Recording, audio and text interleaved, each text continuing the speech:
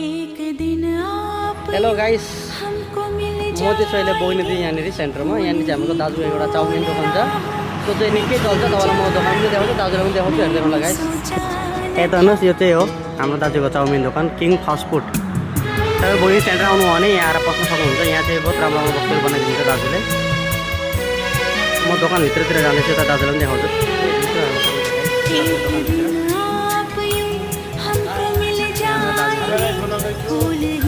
तपाईँ बहिनी सेन्टर आउनु भने आउनु सक्नुहुन्छ। तपाईँहरूलाई केही चाहिन्छ सबै त बनाइदिन्छ दाजुले यहाँनिर। किङ फास्ट फुड तपाईँलाई देखाइहालेँ। सेन्टर आउनु भने यहाँ पस्न चाहिँ नभुल्नु राम्रो दाजुको फास्ट फुड दोकानमा। बहुत राम्रो बनाउनुहुन्छ दाजुले। म चाहिँ फ्राइड राइस बनाइदिनु हुँदैछ दाजुले मलाई।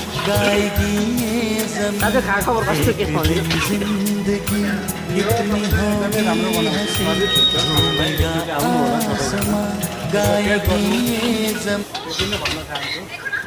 यता हाम्रो दाजुले बहुत राम्रो बनाउनुहुन्छ। म चाहिँ यहीँ आउँछु अब दाजुकोमै।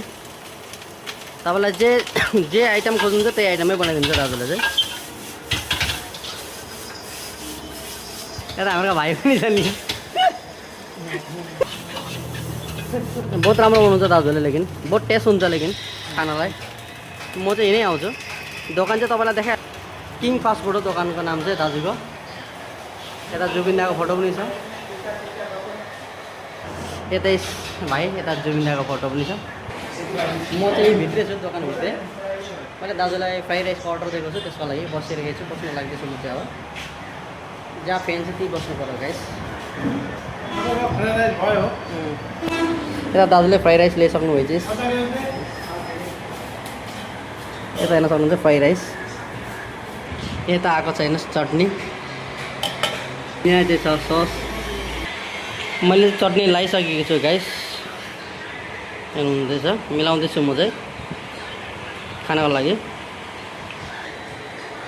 म चाहिँ खाना लागि चाहिँ फ्राइड राइस हेर्न सक्नुहुन्छ। तपाईँहरू आएर टेस्ट गर्न सक्नुहुन्छ दाजुको दोकानमा।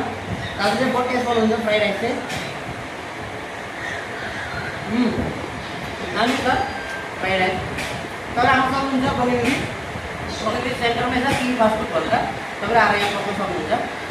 ल हुन्छ, तपाईँ